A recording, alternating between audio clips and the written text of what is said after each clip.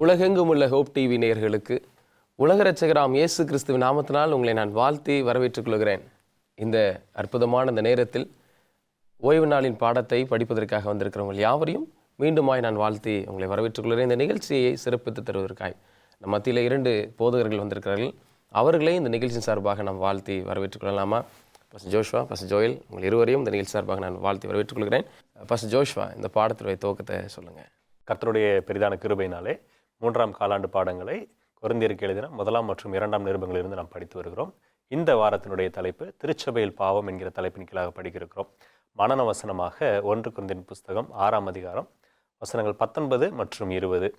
நீங்கள் உங்கள் சரீரத்தை தேவனாலே பெற்றும் உங்களில் தங்கியும் இருக்கிற பரிசுத்த ஆவியினுடைய ஆலயமாய் இருக்கிறீர்கள் என்றும் நீங்கள் உங்களுடையவர்கள் அல்லவென்றும் அறியீர்களா? கிரயத்துக்கு கொல்லப்பட்டீர்களே, ஆகையால் தேவனுக்கு உடையவைகளாகிய உங்கள் சரீரத்தினாலும் உங்கள் ஆவியினாலும் தேவனை மகிமைப்படுத்துங்கள் என்பதே. அழகான ஒரு வசனம். பாஸ்டர் ஜோயல், இந்த பாடத்தின் அறிமுகத்தை சொல்லுங்கள். மனிதனுடைய நினைவிலே அளவு கடந்த பிரச்சனைகளை நாம் சுமந்து கொண்டிருந்தோம் என்று சொன்னால், ஒருவேளை வீட்டு பிரச்சனை, வேலையில் இருக்கிற பிரச்சனை, தனிப்பட்ட வாழ்க்கையின் பிரச்சனை, வேறு போக்குவரத்தில் சந்திக்கக்கூடிய பிரச்சனை, இப்படி ஒவ்வொரு பிரச்சனைகளாக நாம் சுமந்து கொண்டிருப்போம் என்று சொன்னால் நம்மளை அது தெளிவாக சிந்திக்க விடாது. ஒவ்வொரு நாளின் இலக்கை நம் வெற்றியாய் நம்மை செய்ய அனுமதிக்காது. அதே போல் இந்த கொரிந்து பட்டணத்தில் இருந்த சபைக்குள்ளும் அநேக பிரச்சனைகள் ஒன்று மேல் ஒன்று சூழ்ந்து வருகிறதை நாம் பார்க்கிறோம். உதாரணத்திற்கு ஒழுக்க சீர்கேடு இருக்கிறது, வேசித்தனங்கள், விக்கிரக ஆராதனைகள் மற்றும் சபைக்குள்ளாக வரக்கூடாத சில அருவருப்பான காரியங்கள்லாம் வருகிறது. இது நிமித்தமான சபைக்குள்ளாக சில தர்க்கங்கள் ஏற்படும் போது இந்த பவுலார் என்ன செய்கிறாருன்னு சொன்னால் பார்க்கும்போது அதை மிகவும் கடுமையாக கண்டித்து உணர்த்துகிறார். எப்படி இவர்கள் இருக்க வேண்டும் என்று சொல்லியும், எப்படி ஆண்டவருடைய நாமத்தை அந்த இடத்துல உயர்த்தப்பட வேண்டும் என்று சொல்லியும் பவுலார் இந்த இடத்துல நமக்கு நல்ல அனுபவங்களை போதித்து கொடுத்து இந்த பாடத்திற்குள்ளாக நம்மை அழைத்து செல்கிறார். நிச்சயமாக நல்ல ஒரு அறிமுகம். ஃபஸ்ட்டு ரொம்ப முக்கியமான கேள்வி தான். கடந்த பாடத்தை படித்துட்டு இருக்கிற மாதிரியே இந்த பாடத்திலும் ஒரு உணர்வு தொடர்ந்து வருகிறது. இப்போ சபையில் பிரச்சனை நடக்குது, சண்டைகள் வருகிறது சில நேரத்தில், சில இடங்களில். அந்த பிரச்சனையை பார்த்துட்டு நான் சும்மா இருக்கலாமா, இருக்கக்கூடாதா? பவுலுடைய ஆலோசனை என்ன? இதில் சண்டை என்று மாத்திரம் நம்ம வட்டத்தை குறுக்கி கொள்ள வேண்டாம். எந்த ஒரு கருத்துக்கள், எந்த ஒரு காரியங்கள் தேவனுடைய வார்த்தைக்கு எதிராக இருந்தாலும் அது பிரச்சனை தான். சபையில் வரக்கூடிய சண்டைகள் மாத்திரமல்ல, ஒழுக்கக்கேடான விஷயங்கள். குறிப்பாக இந்த 1 கொரிந்தியர் 5ஆம் அதிகாரத்தில் நம்ம பார்க்கும் பொழுது இங்கு நாம் எதை வாசிக்கிறோம் என்று சொன்னால் ஒரு விபச்சாரத்தை குறித்து இந்த அதிகாரம் முழுவதுமாக நம்ம அதை மையமாக பார்ப்போம். எனவே ஒரு ஒழுக்கக்கேடான விஷயம் அல்லது தேவனுடைய வார்த்தைக்கு எதிரான ஒரு விஷயம் வரும் பொழுது வேதம் சொல்லக்கூடியது என்ன என்று சொன்னால் தவறை நாம் அந்த இடத்துல கண்டிக்க வேண்டும் என்பது தான் வேதம் நமக்கு சொல்லக்கூடிய கருத்து. இதை குறித்து நம்ம வாசிக்கும் பொழுது 2வது வசனம் சொல்கிறது, இப்படிப்பட்ட காரியம் செய்தவனை நீங்கள் உங்களை விட்டு நீக்காமலும். அப்படின்னா பவுல் என்ன ஆலோசனை சொல்றாரு? ஏன்னா இந்த நிருபத்தை பவுல் பக்கத்துல இருந்து எழுதல, தூரத்துல இருந்து எழுதுறாரு. குலோவையாளின் வீட்டார் போய் சொன்ன அந்த செய்திகளை வைத்து அடிப்படையாக இவர் எழுதுகிறார். அப்ப இவர் எழுதும்போது என்ன சொல்லி எழுதுறாருன்னா, இப்படிலாம் பிரச்சனை இருக்குது, இப்படிலாம் தவறுகள் நடக்குது, இந்த தவறுகள், இந்த காரியங்கள் செய்த நபரை நீங்கள் ஏன் உங்களை விட்டு நீக்காம வச்சிருக்கிறீங்க? அப்படின்னா பவுல் தான் அன்பை குறித்து அதிகமாக எழுதுறாரு. இந்த 1 கொரிந்தியர் புத்தகத்தில் நம்ம பின்னாடி படிக்க இருக்கிறோம். அன்பு ஒரு தனி சாப்டராகவே நம்ம படிக்க இருக்கிறோம். அந்த அன்பு அப்படின்னு வரும்போது பாவத்தை சகிச்சுக்கணுமா, ஒழுக்கக்கேட சகிச்சுக்கணுமா? இன்னைக்கு உலகத்தில் அப்படி தான் சொல்கிறாங்க. தேவனை அன்பு நிமித்தமாக ஏற்றுக்கொண்டோம், நாங்கள் என்ன வேணாலும் செஞ்சுக்கலாம் அப்படின்னு நினச்சிட்டு இருக்கிறாங்க. ஆனால் வேதம் சொல்லக்கூடியது, யார் இந்த அன்பை குறித்து அதிகமாக எழுதியிருக்கிறாரோ, அன்பு தான் பிரமாணத்தை காட்டிலும் அன்பு தான் என்று சொல்லி யார் எழுதியிருக்கிறாரோ அந்த நபர் சொல்கிறாரு, ஒரு ஒழுக்கக்கேடான காரியம் செய்தவொடனே நீங்கள் ஏன் நீக்காமல் வச்சுருக்கிறீங்க? அதை குறித்து எலன் ஒயிட் எழுதும்போது என்ன சொல்கிறாங்க அப்படின்னு சொன்னால், சபை பாவத்தை பொறுத்து கொள்ளக்கூடாது, அன்பு உண்மையுடன் இணைந்திருக்க வேண்டும். உண்மை இல்லாத அன்பு அன்பு கிடையாது, அது கெட்டு போகிற அன்பு. நிச்சயமாக அது சாத்தான் நமக்கு கொடுக்கக்கூடியதாக இருக்கும். நல்ல ஒரு பதில். பாஸ்டர் ஜோயல், அன்பு மற்றும் ஏற்றுக்கொள்ளுதல் என்ற பெயரில் தேவ வார்த்தைக்கு விரோதமானதை நாம் ஏற்றுக்கொள்ளலாமா? இந்த பாடத்தை நாம் குறித்து நாம் படித்துக்கொள்ள வேண்டும் என்று சொன்னால் 1 கொரிந்தியர் 5ஆம் அதிகாரம் 6வது வசனத்தை நாம் பார்ப்போம். வேதம் சொல்லிக்கிறது, நீங்கள் மேன்மை பாராட்டுகிறது நல்லதல்ல, கொஞ்சம் புளித்தமா பிசைந்தமா முழுவதையும் புளிப்பாக்கும் என்று அறியீர்களா என்று சொல்லி நாம் பார்க்கிறோம். சில நேரத்தில் பார்க்கும்போது ஒரு சில இடத்துல நம்ம கண்டிக்க வேண்டிய அவசியம் இருந்தால் அது கண்டிப்பது நல்லது. உண்மைதான். ஏனென்றால் கொஞ்சம் அசுத்தத்தை நம்ம உள்ள அனுமதிச்சாலே அது முழுவதையும் என்ன செய்திடும், அசுத்தமாக மாற்றிவிடும். அம்மையார் இதை குறித்து எழுதியிருக்கிறாங்க பாருங்க, சபையின் தூய்மை காக்கப்பட வேண்டும், இல்லை எனில் சபை என்ன செய்யுமா, உலகத்தோடு அது கலந்துவிடும் என்று சொல்லி நாம் பார்க்கிறோம். எபேசியர் நிருபம் 5ஆம் அதிகாரம் 11ஆம் வசனத்தை பார்க்கும்போது, இருளில் பயனற்ற கிரியைகளில் நாம் பங்கு கொள்ளக்கூடாதுன்னு சொல்லி நாம் பார்க்கிறோம். எனவே சபைக்குள்ளே கொஞ்சம் பாவம் வர்ற நேரத்தில் நம்ம என்ன செய்கிறோம்னு சொல்ல வரும்போது பயனற்ற சூழ்நிலைக்குள்ளாக நாம் கடந்து செல்கிறவர்களாக இருக்கிறோம். எனவே தேவனுடைய சபையில் பரிசுத்தம் நிலைநாட்டப்பட வேண்டும், உண்மை நிலைநாட்டப்பட வேண்டும். எனவே இந்த சபையில் இதெல்லாம் நம்ம சரி செய்வதற்கு நாம் என்ன செய்ய வேண்டும் சொல்லலாம் பார்க்கும்போது, பாவத்தை சகிப்பது சில நேரத்திலே சபையினுடைய தூய்மையை கெடுக்கிறதாக இருக்கிறது. அப்படி என்றால் பாவத்தை அப்புறப்படுத்துவதற்கு நாம் என்ன செய்ய வேண்டுமோ அதை செய்ய வேண்டும். இதைத்தான் பவுலார் துணிஞ்சு தைரியமாக செய்தார். பழைய ஏற்பாட்டு காலத்திலையும் குறிப்பாக பார்க்கும்போது நெகேமியா இதை துணிந்து தைரியமாக செய்திருக்கிறார் என்று சொல்லி நாம் பார்க்கிறோம். எனவே ஒருவேளை இந்த காலத்தில் இதை செயல்படுத்துவதற்கு நம்ம யோசிப்போம், அதை நம்ம எப்படி செய்ய போகிறோம் என்று சொல்லி. பரிசுத்த ஆவியினுடைய பலத்தை கொண்டு நாம் இதை செய்வோம் என்று சொன்னால் நிச்சயமாக கண்டிப்போடு நாம் நடக்கும் போதும் அசுத்தமான காரியங்களை தேவன் நிச்சயமாக சபையிலிருந்து அப்புறப்படுத்துவார். நல்ல ஒரு விளக்கம் பாஸ்டர். பாஸ்டர், அடுத்த கேள்வி என்ன அப்படின்னா, பெரிய பாவம் சபையில் நடக்கும்போது, அது ஒரு பெரிய பிரச்சனை நடக்குது அப்படின்னா நான் அந்த நேரத்தில் என்ன செய்ய வேண்டும்? பாடத்தில் வந்துட்டு நம்ம தெளிவாகவே பார்க்குறோம், விபச்சாரத்தை குறித்து நம்ம பார்க்குறோம். அந்த பெரிய பாவம் என்பது விபச்சாரத்தை குறித்து 1 கொரிந்தியர் 5ஆம் அதிகாரம் 1ஆம் வசனம் சொல்கிறது. விபச்சாரம்னா எப்படிப்பட்ட ஒரு சீர்கேடு நிறைஞ்சிருக்குன்னு சொன்னால், யார் யாரோட விபச்சாரம் செய்தான்னு சொன்னால், ஒருவன் தன் தகப்பனுடைய மனைவியை வைத்து கொண்டிருக்கிறானே, அந்தளவிற்கு ஸ்டெப் மதரை வந்துட்டு அவன் விபச்சாரத்தில் இருந்தான் அப்படின்னு சொல்லி நம்ம வாசிக்கிறோம். அது ஒரு பெரிய பாவமாக இருக்குது. இதை பவுல் எப்படி கையாண்டார் என்பது தான் நமக்கு இருக்கக்கூடிய இன்னைக்கான பாடத்தினுடைய முக்கியமான ஆலோசனை. பவுல் என்ன சொல்கிறாருன்னா, இப்படிப்பட்ட காரியம் செய்தவனை நீங்கள் உங்களை விட்டு நீக்காமலும் துக்கப்படாமலும் 2 காரியத்தை சொல்கிறார். முதலாவது, அதுக்காக வந்துட்டு நம்ம இப்படி நடந்துருச்சுன்னு சொல்லி துக்கப்படணும். 2வது, அந்த தப்பு செஞ்சவனை வந்துட்டு நம்ம நீக்கணும். நீக்கிறது அப்படின்னு சொன்னால் இது ஒரு ஒழுக்கத்திற்கான ஒரு சிக்ஷை என்று நம்ம பார்க்குறோம். அதை குறித்து தொடர்ந்து நம்ம வரக்கூடிய பாடங்களில் அதை நம்ம படிக்க இருக்கிறோம். என்ன முக்கியமான கருத்து அப்படின்னு சொன்னால், தவறு நடக்கும் பொழுது அது என்ன பாவமாக இருந்தாலும் சரி, அந்த பாவத்தை சுட்டி காட்டி அதற்காக சபையாக தவறு நடந்தது என்பதற்காக வருத்தப்பட வேண்டும். தவறு செய்தவர்கள் அதிலிருந்து திருந்துவதற்கு நம்ம என்ன ஒழுக்க நடவடிக்கைகள் எடுக்க வேண்டுமோ அந்த நடவடிக்கைகள் நம்ம எடுக்க வேண்டும். நிச்சயமாக நல்ல கருத்தை தியானிக்கிறோம், தொடர்ந்து படிப்போம். நேர்களே, ஒரு சிறிய இடைவெளிக்கு பிற்பாடு நாம் மீண்டும் நிகழ்ச்சி செல்லலாம்.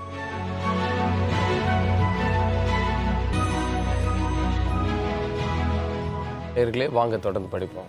ஃபர்ஸ்ட் அடுத்த கேள்வி என்ன அப்படின்னா, சபை ஒழுக்கத்தின் முக்கிய நோக்கம் என்ன? ஒரு இடத்துல ஒரு ஒழுக்கம் பின்பற்றப்படுகிறது என்று சொன்னால் அதற்கு ஒரு நோக்கம் இருக்க வேண்டும். குறிப்பாக சபையிலே ஒரு ஒழுக்கம் இருக்கிறது.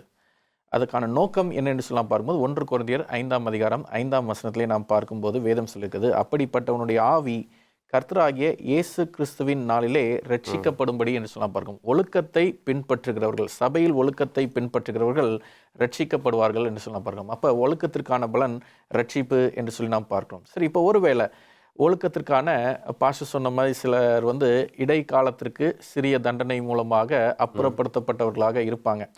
அவங்கள நம்ம என்ன செய்யறதுன்னு சொல்லி பார்க்கும்போது 2 கொரிந்தியர் 2ஆம் அதிகாரம் 6ஆம் வசனம் முதல் 8ஆம் வசனம் வரைக்கும் நாம் பார்க்கும்போது, மனம் திரும்பியவனை நாம் என்ன செய்யலாம், மீண்டுமாக சபையில் என்ன செய்யலாம், நம்ம சேர்த்து கொள்ளலாம். அப்போ ஒழுக்கம் செயல்படுத்துகிற இடத்துல ரட்சிப்பு இருக்கிறது என்று சொன்னால் அந்த ரட்சிப்பை பெறுவதற்காக மனம் திரும்பின பாவியும் நம்ம என்ன செய்யணும், ஏற்றுக்கொள்ளக்கூடிய பக்குவம் நமக்கு வரணும்னு சொல்லலாம் பார்க்கும்போது, அப்போ ஒழுக்கத்தினுடைய நோக்கம் என்ன அப்படின்றது இன்னும் நம்ம கேள்விக்குறியாக இருக்குது. குறிப்பாக அதை ஒரு வார்த்தையில் சொல்ல வேண்டும் சொன்னால் மீட்கப்படுவது என்பதுதான் ஒழுக்கத்தினுடைய நோக்கம். அப்போ சபையில் தவறு செய்கிறவங்க இருப்பாங்க, அவர்களையும் நாம் சில தற்காலிகமான சில போதனைகளை கொடுத்தோ அல்லது சில நிபந்தனைகளை விதித்தோ நாம் அவர்களுக்கு சில காரியங்களை நம்ம நியமித்திருந்தோம் என்று சொன்னாலும் அவர்களை மீட்டு கொள்ள வேண்டும் என்பதுதான் நம்முடைய நோக்கமாக இருக்க வேண்டும் என்று நாம் பார்க்கிறோம். எனவே அம்மையார் இதை குறித்து இப்படி தான் எழுதியிருக்கிறாங்க, சபை ஒழுக்கத்தினுடைய உண்மையான நோக்கம் என்னென்னு சொன்னால் பார்க்கும்போது தவறு செய்தவரை மீட்டெடுப்பதே அதனுடைய நோக்கமாக இருக்கிறது. இதை நாம் எப்படி நம்ம செயல்படுத்த முடியும்?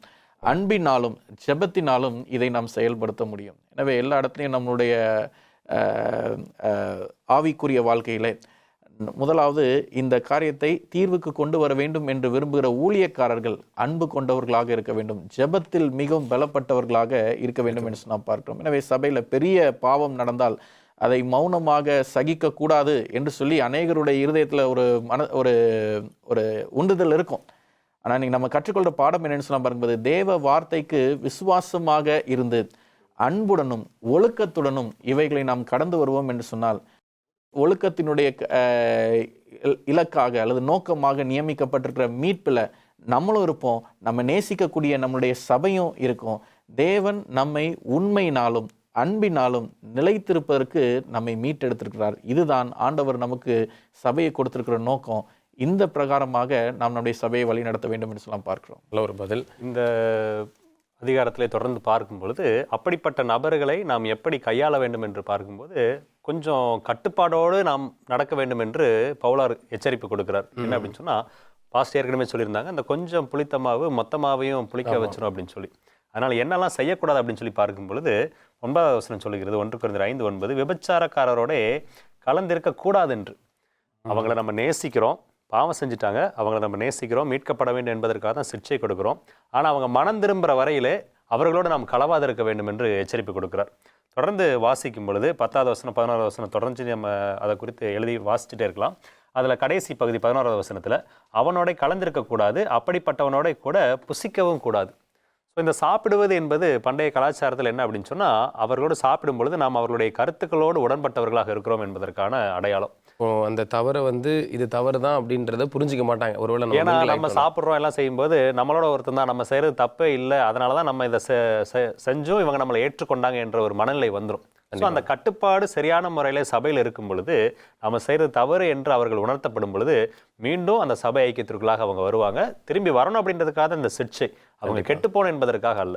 மறுபடியும் ஜெபித்து நம்ம தேவனோடு இருந்து அந்த அன்பை செலுத்தி நம்ம கொண்டு வரலாம். ஃபஸ்ட் மறுபடியும் உங்களுக்கு தொடர்ச்சி என்ன கேள்வினா, இப்போது சில சபையில் நடக்கிறது இந்த கேள்வியை கொஞ்சம் வருத்தமாக தான் இருக்கிறது கேட்குறதுக்கு. ஏன்னா சபையில் இருக்கக்கூடிய பிரச்சனையை உலக நீதிமன்றத்திற்கு எடுத்து செல்லுகிற அனுபவத்தை பார்க்குறோம். எஸ் ஆர் நோ, செல்லலாமா செல்லக்கூடாதா? பின்பு விளக்கத்தை கொடுங்க. இதில் நம்ம இந்த விபச்சார பிரச்சனை தொடர்ச்சியாக தான் நம்ம இதை வாசிக்கிறோம். அதனுடைய அடிப்படையில் பவுல் எழுதியிருக்கக்கூடிய ஆலோசனை தான் நீங்கள் கேட்ட கேள்விக்கு நம்ம பதிலாக பார்க்க போகிறோம். ஏன்னா நம்மளை குறித்து பவுல் என்ன சொல்கிறாருன்னு சொன்னால், நம்ம பரிசுத்தவான்கள், யாரெல்லாம் ஆண்டவரை ஏற்றுக்கொண்டு இந்த விசுவாசத்தில் இருக்கிறோமோ, நாம் தேவனாலே நீதிமான்களாக்கப்பட்டிருக்கிறோம். கர்த்தருடைய வருகையின் போது நாம் மகிமையாக்கப்பட்டு பரலோகத்திற்கு செல்ல இருக்கிறோம். நாம மற்றவர்களுடைய வழக்கை தீர்க்க போகிறோம். அப்படிப்பட்ட ஒரு சூழ்நிலை இருக்க நாம உலகத்தை நியாயம் விசாரிக்க போகிறோம்னா, நம்முடைய வழக்குகளை உலக பிரகாரமான நபர்களிடத்துல கொண்டு போகிறது சரியா என்று சொல்லி பவுல் திரும்ப கேள்வியை கேட்கிறார். அப்படின்னா அது சரி அல்ல என்றுதான் அவர் சொல்றாரு. அதுல 6வது வசனம், சகோதரனோட சகோதரன் வழக்காடுகிறான், அவிசுவாசிகளுக்கு முன்பாகவும் அப்படி செய்கிறான். 1 கொரிந்தியர் 6:6 நான் வாசிச்சேன். இப்போ இது விசுவாச குறைபாடை விசுவாசிகளுக்கு ஏற்படுத்தும், அவிசுவாசிகளுக்கு இன்னும் அதிகமான குறைபாடை ஏற்படும். கண்டிப்பா. என்ன ஆண்டவரை ஏற்றுக்கிட்டு போனாங்க, இவங்க என்ன நல்லாவா இருக்கிறாங்க, ஆண்டவரை ஏற்றுக்கிட்டு போனவங்க சண்டை போட்டுக்கிட்டு பிரிவினையோடு இருக்கிறாங்க. இதில் குறிப்பாக இந்த வழக்கை குறித்து வாசிக்கும் பொழுது சரியான ஆதாரம் இல்லை. ஆனாலும் 5ஆம் அதிகாரத்தினுடைய தொடர்ச்சியாக வாசிக்கிறதுனால இந்த சகோதரனோட வழக்கு என்று பார்ப்பது யார் விபச்சாரத்தில் இருந்தானோ அவனுடைய சகோதரன் அவனுக்கு எதிராக, ஏன்னா ஸ்டெப் மதர் என்று நம்ம பார்க்கிறோம், தன்னுடைய தகப்பனுடைய மனைவியோடு என்று பார்க்கிறோம். ஸோ அந்த சகோதரனுக்கு விரோதமாக அந்த தாயினுடைய மகனாக இருந்த ஒரு சகோதரன் இந்த வழக்கை போட்டிருப்பான்ற ஒரு கண்ணோட்டத்தோடு நம்ம பார்க்கிறோம். எனவே உள்ளுக்குள்ளே இவ்வளோ பிரச்சனையை வச்சுக்கிட்டு நம்ம எப்படி ஊழியம் செய்ய முடியும்? எனவே நம்மளுடைய காரியங்களை தேவனுக்குள்ளாக நியாயந்திருக்க வேண்டும், தேவனுக்குள்ளாக ஒப்புரவாக வேண்டும். அதன் பிறகு நாம் ஊழியத்தை செய்ய வேண்டும். நம்மளுடைய பிரச்சனையை தீர்க்கிறதுக்கு வேற ஒரு ஆள்கிட்ட போகும்போது அவங்க உலக காரியமாக தான் அதை பார்ப்பாங்க. நிச்சயமாக உலக பிரகாரமாக தான் அதுக்கான தீர்ப்பை சொல்லுவாங்க. அது நமக்கு ஆவிக்குரிய ரீதியிலே பயனற்றதாக இருக்கும். ஏன்னா இது ரொம்ப முக்கியமாக அறிந்து கொள்ள வேண்டிய ஒரு விஷயம், நேயர்களும் தெரிந்து கொள்ள வேண்டிய விஷயம். ஃபஸ்ட் தொடர்ந்து படிப்போம். ஏன் பவுல் இந்த பாவங்களை மற்றும் பாவங்களோடு சேர்த்து குறிப்பிடுகிறார்? அந்த கேள்வி கேட்கும்போது ஒரு வார்த்தை விட்டேன், ஏன் பவுல் பாவங்களோடு சேர்த்து பாவங்களை சேர்க்கிறார் அப்படின்னா ஒரு மிகப்பெரிய பிரச்சனை நம்ம படிச்சுட்டு இருக்கோம் இல்லையா, அந்த பிரச்சனையோடு ஏன் சேர்த்து சொல்கிறாரு? பாலியல் பாவங்களை குறித்து நாம் இங்கே படித்து கொண்டிருக்கிறோம். 1 கொரிந்தியர் 6ஆம் அதிகாரம் 9, 10 ஆகிய வசனங்களை பார்க்கும்போது அந்த வசனத்துடைய துவக்கம் சொல்லிட்டு, அநியாயக்காரர் தேவனுடைய ராஜ்யத்தை சுதந்திரிக்க மாட்டார்கள் என்று சொல்லலாம் பார்க்கிறோம். சரி, அநியாயக்காரர் என்று சொல்லி அங்கே எத்தனை குரூப் ஆஃப் பீப்புள் அந்த இடத்துல விளக்கப்படுறதுன்னு சொன்னால் பார்க்கும்போது 10 குரூப், அந்த இடத்துல 10 விதமான பாவங்களை இந்த இடத்துல பவுல் சுட்டி காட்டுறார்.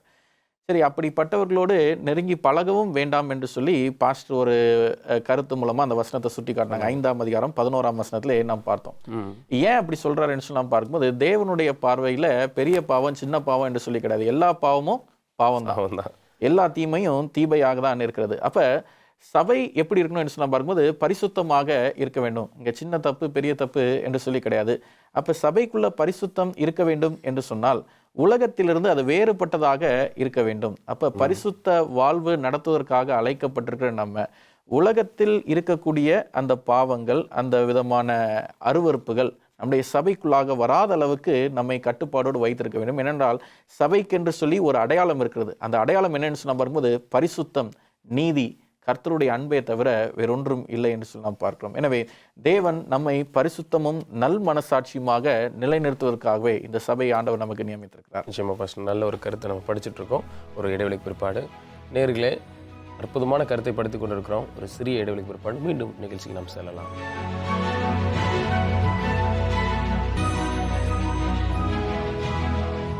நேர்களே வாங்க தொடர்ந்து நாம் படிப்போம்.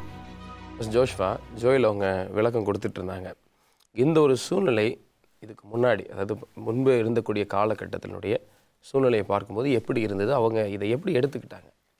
அதாவது நம்ம இன்னைக்கு விபச்சாரம் என்று சொன்ன மாத்திரத்தில் அல்லது பாலியல் துன்புறுத்தல்கள், பாலியல் அத்துமீறல்கள்ங்கிற வார்த்தையெல்லாம் கேட்கும்போது சில நேரத்தில் நம்ம சகஜமாக இதை பேசுறதுக்கே யோசிக்கக்கூடிய ஒரு காலகட்டத்தில் வந்துட்டோம். ஆனால் அந்த காலகட்டத்தில் இதை எப்படி மக்கள் நினச்சாங்க, உண்மையாகவே அவங்களுடைய மனநிலை எப்படி இருந்தது அப்படின்னு பார்க்கறதுக்கு ஒரு வசனம் இங்கே அழகாக கொடுத்துருக்குறாங்க. 1 கொரிந்தியர் 6ஆம் அதிகாரத்தில் 13வது வசனம், 12வது வசனத்தில் நான் வாசிக்கிறேன். எல்லாவற்றையும் அனுபவிக்க எனக்கு அதிகாரம் உண்டு. பவுல் என்ன சொல்றாருன்னா, எந்த ரெஸ்ட்ரிக்ஷனும் கிடையாதுப்பா, கண்டிப்பாக என்னால் எதனாலும் செய்ய முடியும்.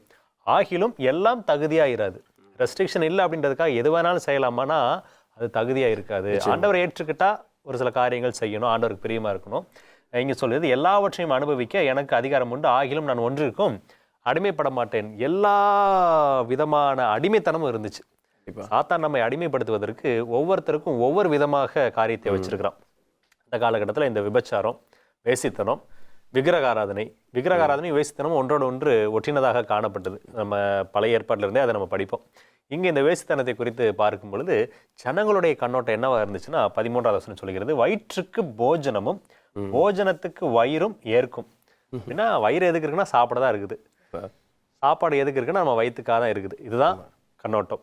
அதே ஒரு கண்ணோட்டம் என்ன நினைச்சாங்கன்னு சொன்னா, ஆனாலும் தேவன் இதையும் அதையும் அழிய பண்ணுவார், சரீரமோ வேசித்தனத்திற்கு அல்ல.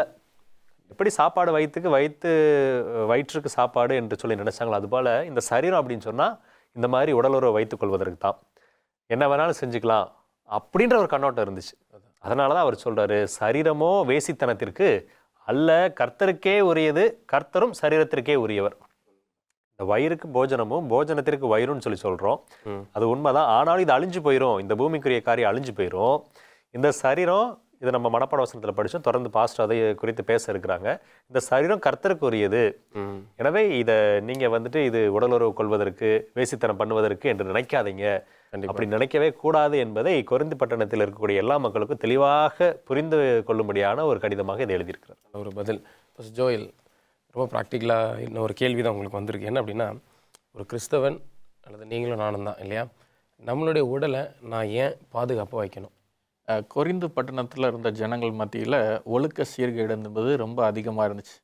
இப்போ இந்த ஜனங்கள் எல்லாத்தையும் கிறிஸ்துவனிடத்தில் மீட்டு கொண்டு வர வேண்டும் என்ற பாரத்தோடு பவுல் இந்த கடிதத்தை எழுதுகிறதை நாம் பார்க்கிறோம். அதில் தான் 1 கொரிந்தியர் 6ஆம் அதிகாரம் 19ஆம் வசனத்தில் உங்களுடைய சரீரம் தேவனுடைய ஆவியினுடைய பரிசுத்த ஆலயமாய் இருக்கிறது என்று சொல்லி அங்கே பவுல் எழுதுகிறதை பார்க்கிறோம்.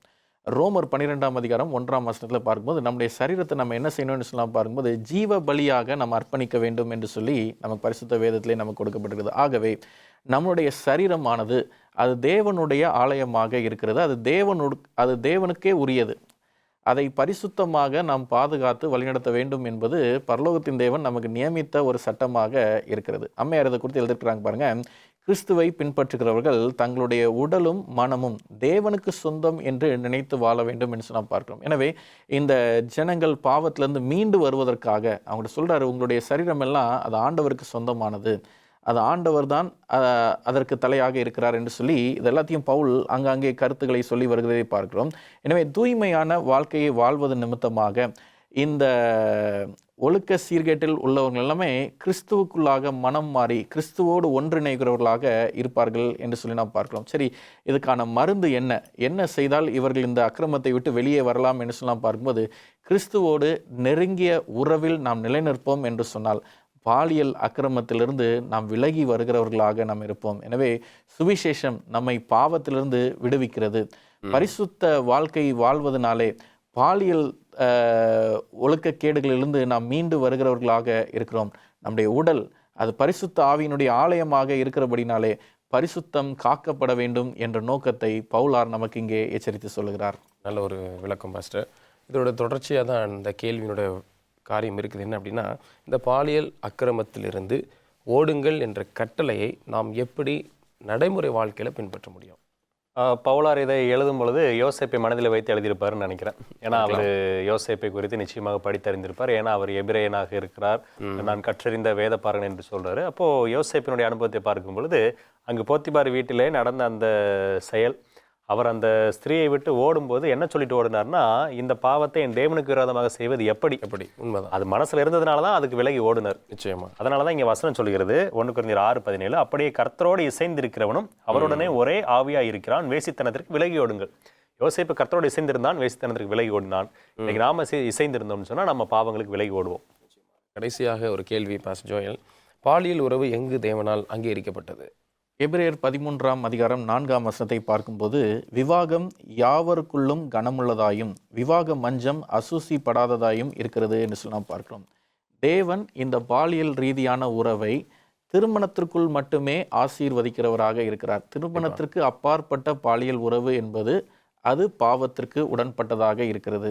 இப்படி இருக்கும்போது ஒவ்வொருவருக்கும் 1 கொரிந்தியர் 7:2 நாம் பார்க்கும்போது, ஆகிலும் வேசித்தனம் இராதபடிக்கு அவனவன் தன் சொந்த மனைவியையும் அவளவள் தன் சொந்த புருஷனையும் உடையவர்களாய் இருக்க வேண்டும். ஒவ்வொருவனுக்கும் ஆண்டவர் யாரை நியமிக்கிறாரோ அந்த ஒவ்வொருவரும் அவர்களோடு மட்டும்தான் உறவு கொண்டிருக்க வேண்டும் என்று நாம் பார்க்கிறோம். எனவே இந்த திருமணத்தை பற்றி அம்மையார் எழுதும்போது எழுதியிருக்கிறாங்க பாருங்க, இது தேவனால் நிறுவப்பட்ட பரிசுத்த ஏற்பாடு, இது தூய்மையாய் காக்கப்பட வேண்டும் என்று சொல்லி நாம் பார்க்கிறோம். எனவே திருமணம் செய்யும் போது உறுதிமொழி எடுக்கிறோம், சபை முன்னிலையில் நம்ம எடுக்கிறோம், பரிசுத்த ஆவியானுடைய பிரசன்னத்தில் நம்ம அதை எடுக்கிறோம். அதை குறித்து நம்மளுடைய வாழ்க்கையிலே இன்னைக்கு நம்மளுடைய குடும்பங்களில் சபைகளில் இப்படி பிரச்சனை இருக்கும் என்று சொன்னால் அந்த உடன்படிக்கை எடுத்த நேரத்தை நம்ம யோசிச்சு பாருங்க. அதை குறித்து நம்ம நியாய தீர்ப்பில் நம்ம கணக்கு கொடுக்க வேண்டிய அவசியம் இருக்கிறது. எனவே தேவனாகிய கர்த்தர் இதை பரிசுத்தமாய் காத்துக்கொள்வதற்காக தான் நமக்கு நியமித்திருக்கிறார். ஆனால் அதை இன்னைக்கு நாம் பரிசுத்தமாய் காத்துக்கொள்கிறோமா, நம்முடைய இருதயத்தில் நாம் சிந்தித்து பார்க்க வேண்டிய அவசியம் இருக்கிறது. நன்றி பாஸ்டர், நல்ல அழகான விளக்கத்தை கொடுத்தீங்க. இந்த நிகழ்ச்சி சார்பாக உங்களை இருவருக்கும் நான் நன்றியை தெரிவித்துக் கொள்கிறேன். நேர்களே, யோசிச்சு பாருங்க, பாவம் எந்த அளவுக்கு மனிதனை கொன்று கொண்டிருக்கிறது, எந்தெந்த வழியில் நம்மளை தாக்குகிறது என்பதை நாம் பார்க்கிறோம். இந்த பாலியல் இச்சை என்பது நிச்சயமாக ஜீவனியத்தை தேவனை நோக்கி பார்க்கிற பிள்ளைகளுக்கு பெரிய தடையாக இருக்கிறது. நாம் என்ன செய்கிறோம், இந்த சரீரத்தை வைத்து நாம் என்ன செய்கிறோம் என்பதை சிந்தித்து பாருங்கள். கர்த்தரோடு நெருங்கி இருந்தால் மாத்திரமே இந்த பாவமான காரியத்தை நம்மளால் செய்ய முடியாது. ஜெபியுங்கள், கர்த்தர் உங்களை விடுவிப்பார், கர்த்தர் உங்களை ஆசீர்வதிப்பாராக. மீண்டும் அடுத்த நிகழ்ச்சியில் உங்களை சந்திக்கும் வரைக்கும் தேவனுடைய ஆசீர்வாதம் வழிநடத்துதல் உங்களோடு இருப்பதாக. ஆமென்.